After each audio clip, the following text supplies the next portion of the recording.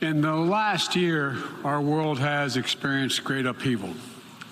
A growing crisis in food insecurity, record heat, floods, and droughts, COVID-19, inflation, and a brutal, needless war.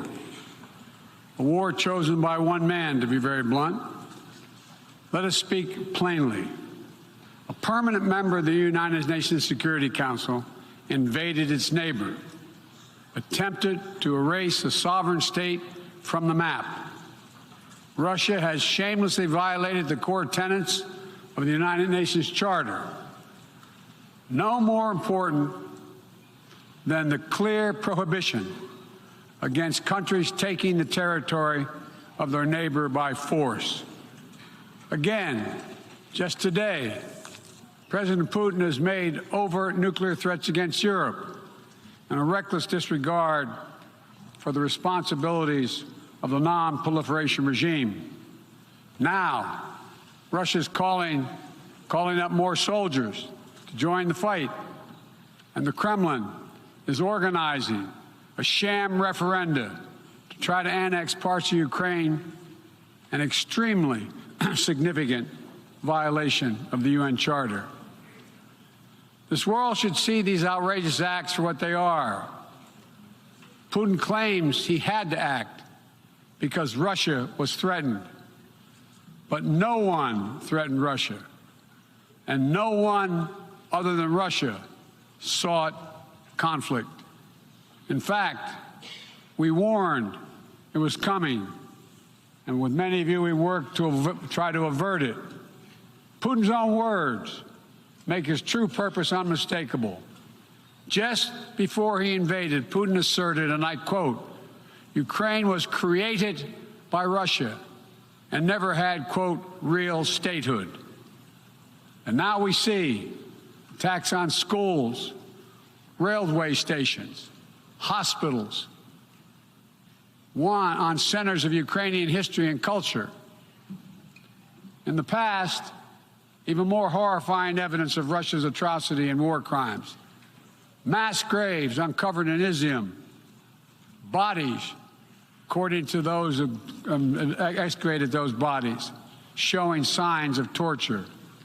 This war is about extinguishing Ukraine's right to exist as a state, plain and simple, and Ukraine's right to exist as a people.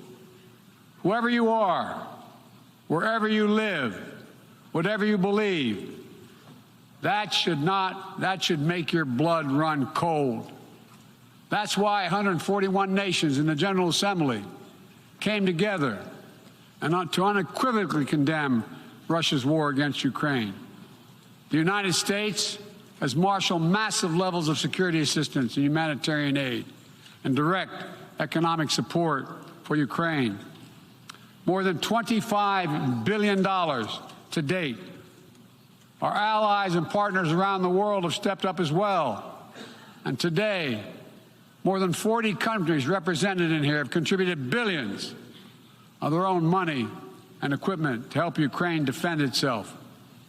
The United States is also working closely with our allies and partners to impose costs on Russia, to deter attacks against NATO territory, to hold Russia accountable for the atrocities and war crimes. Because if nations can pursue their imperial ambitions without consequences, then we put at risk everything this very institution stands for, everything. Every victory won on the battlefield belongs to the courageous Ukrainian soldiers. But this past year, the world was tested as well. And we did not hesitate. We chose liberty.